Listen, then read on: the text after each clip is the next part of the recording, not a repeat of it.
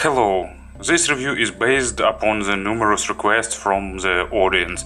I missed the hype for this model probably for a few months and it's calming down, but still many of viewers are asking about Blon or BLON, Blon BL03. This model gathered a lot of popularity recently, and many people comparing it with much more expensive models. You know, it's usual hype once again. I've seen so many models appearing on the audiophilic sky, flying over it like bolide and then disappearing. So I didn't expect much from the Blon. But anyway, on the 11/11 sale, I've got a pair for myself.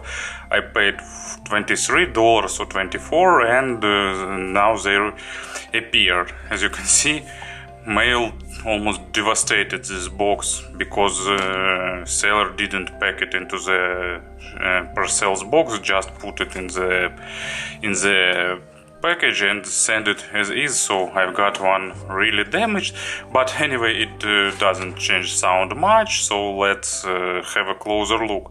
Blon BL03, you know, actually, as far as I know, they are working on the version 2 and it will be tuned by pretty good audiophile with pretty good hearing that already created few really popular models.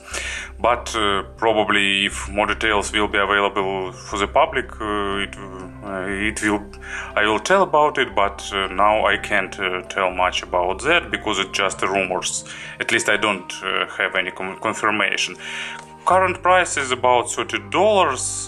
You can find them on the AliExpress, or I will find some link to some shop and put in the description. Impedance is 32 ohms, 102 decibels of sensitivity by the specs, and what else is important here? It has, if I remember right, 10mm carbon nanotube coated diaphragm dynamic driver, so that's the specs that we need to know. Let's have a closer look. So actually, box was looking like TFZ boxes, and as you can see, they also have that strange explanation what Blon means. So believe it's okay, let music burn okay. What is opity? Actually, I don't know. I need probably look at vocabulary. Does it mean anything? And never give up. Well, when I unpacked this package, I saw that it's definitely fitting this slogan is really fitting this box, because if our mail was more honest, they should marry these headphones after that they did to it. But anyway, if not damaged, this box looks pretty attractive and it's a good present because it looks really stylish. As you can see, everything was destroyed. Luckily, earphones themselves are pretty tough. So let's get it. Most probably it's done somewhere on the same plant with TFZ or TFZ, not sure how they should be pronounced, because similar pouch, similar package, but of course it's just my guess, so I could be wrong. You will have 5 pair of tips, different ones, no double flange, no foams, just regular silicones, and headphones themselves, or of course actually earphones. I'm not sure. Is it right to name earphones as headphones, because in Russian we've got only one word. We've got наушники, it's used for all types, and sometimes it's hard to explain the particular type.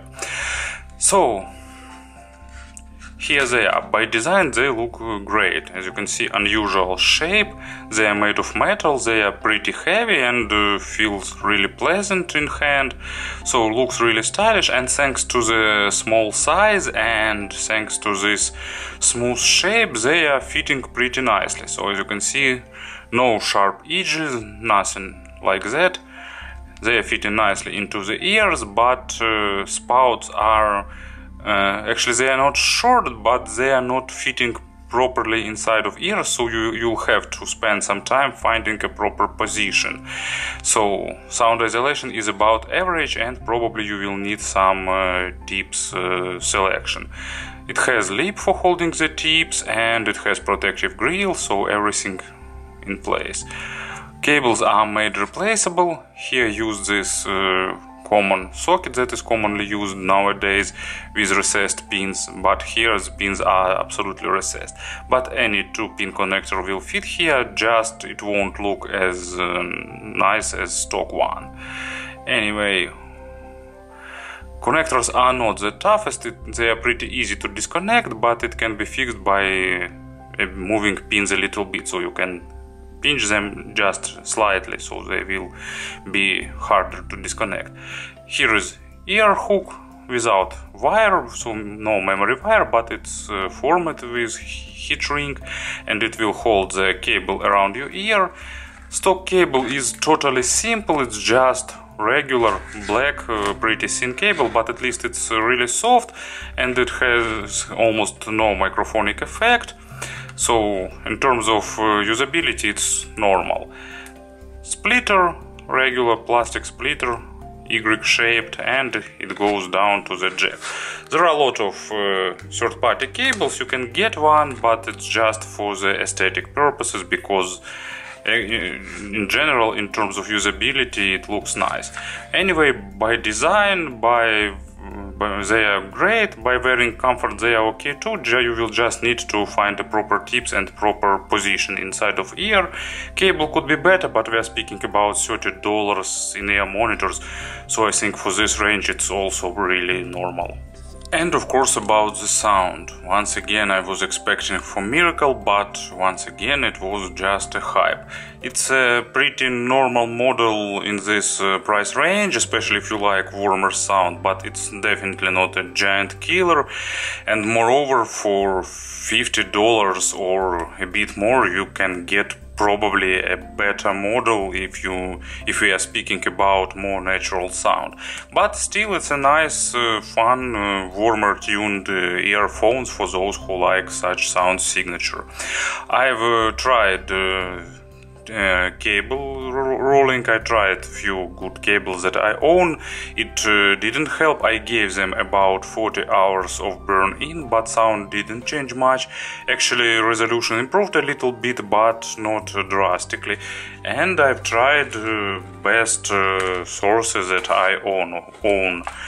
So in terms of signature, it's a warmer tuned, pretty bass heavy earphones, so it's not something natural.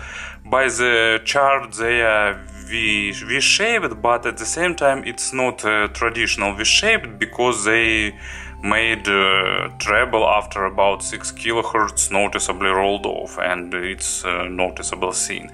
But let's probably move step by step as usual.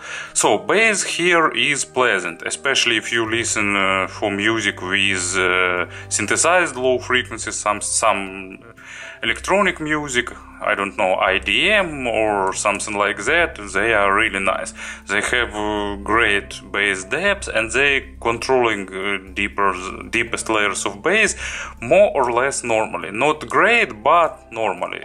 At the same time, bass is lacking a bit of refinement in terms of texturing, because when it comes to some real acoustic instruments, they sounding a bit simplified. But let's probably discuss this with examples. So here is example number one, and with the Antwoord, they are superb. You know, you will have this crazy tight punch, you will have this eardrums massage, you will have all that low frequencies shaking your nose and your brain. Well, of course, not as some subwoofer, but as for such a inexpensive in-ear monitors, effect is pretty nice and pleasant. But if I take, for example, I don't know, Musica Nuda, things getting worse, because Ferruccio Spinetti double bass sounding not natural, and you know, basically it seems that all 4 strings sounding like one. Actually, they sounded like 4 strings, but like 4 equal strings, so no difference between the strings, because its attacks and decays are slower than they should be in the ideal world, and this hides some nuances of the low frequencies, so it's not audiophilic tuned in-ear monitors. Mids are also a bit contrast here, because lower mids are lacking a bit of definition and refinement. They are not totally muffled and veiled, but still they are on the warmer side, and it's noticeable. So instruments that hitting this area, they're also lacking a bit of definition. Upper mids are totally different thing, because they made a spike there, and upper mids are forward. They have nice detailization and nice resolution, not superb, but really nice. So female vocals sounding good, and vast majority of male vocals sounding good. They are really good in representing emotions if they are present in the recordings. Imaginary stage is a bit below average, but for me it's typical. Warmer in-ear monitors give me less, more intimate sound stage, so for me it's typical. Maybe for you it could be different, but for me it's so. And I took one of the most obvious examples here.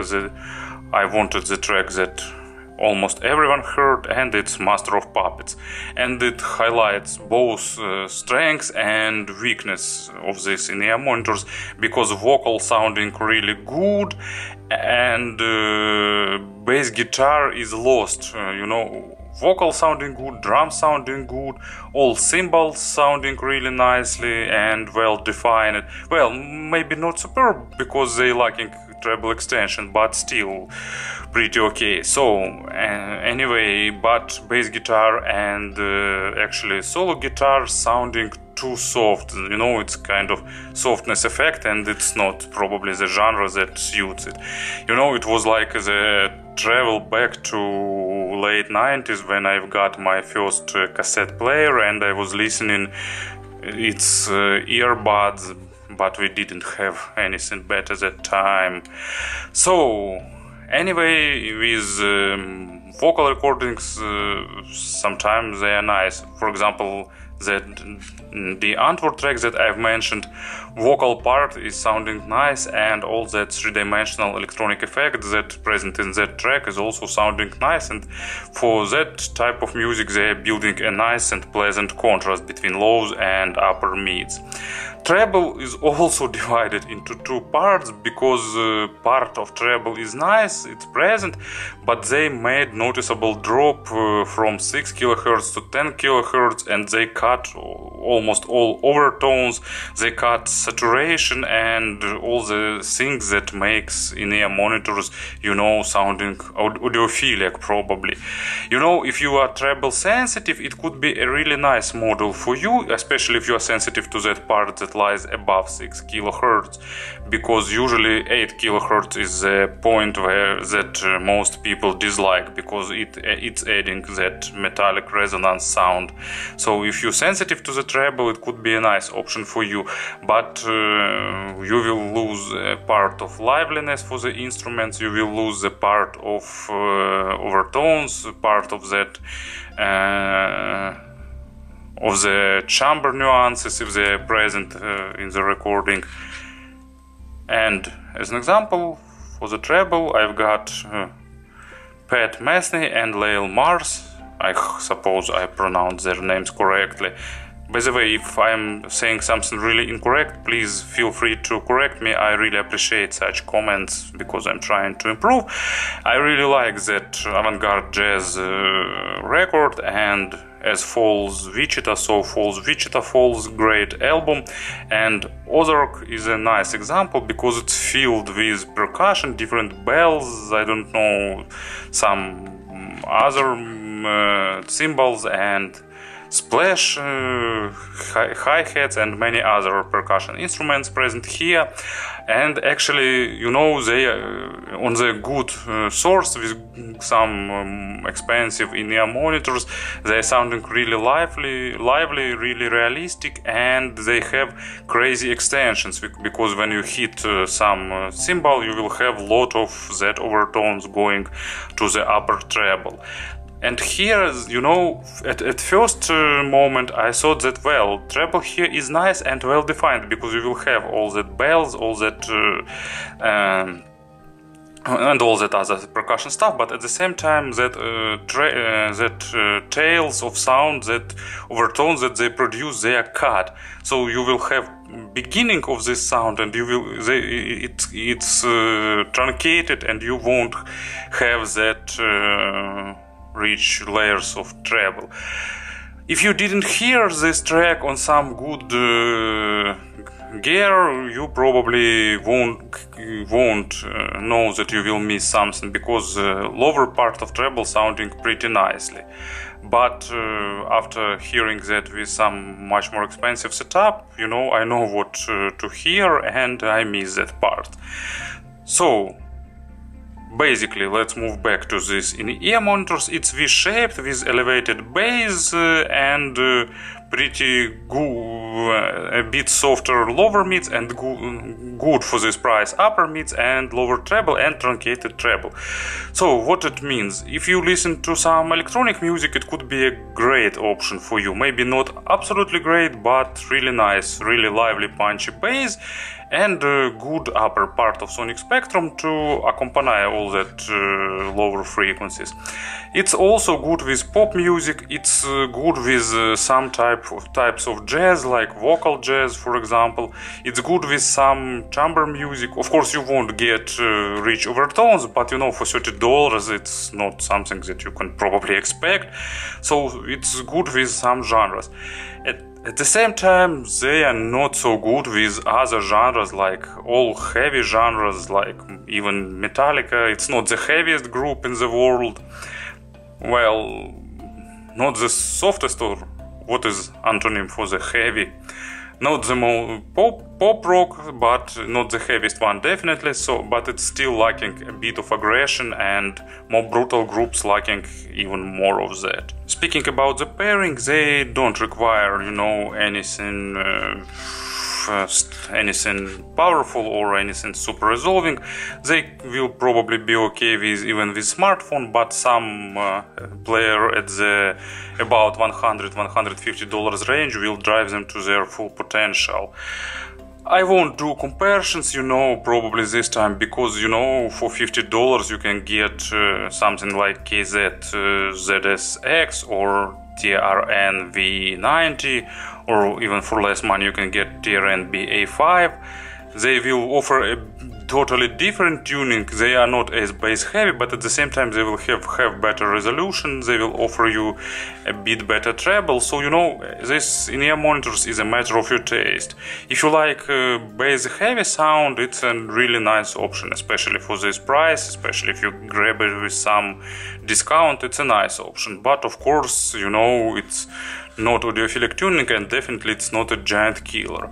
Actually, it reminds me another model that has similar shape, and I won't be surprised if they are built on the same foundation, but actually drivers are probably different. But I reviewed some time ago Alpha and Delta D3, also similarly designed bass heavy model, but Alpha and Delta offered a bit more consistent bass heavy tuning, so they have more forward lower mids, and because of that they don't sounding as lacking resolution as this one on the lower mids, but at the same time the Alpha and Delta bass was not as deep as here. So it was Blon BL03. It's an interesting model, but definitely not a giant killer. So I once again I was, how to say it, anti-hype. Thank you for listening and have a nice day.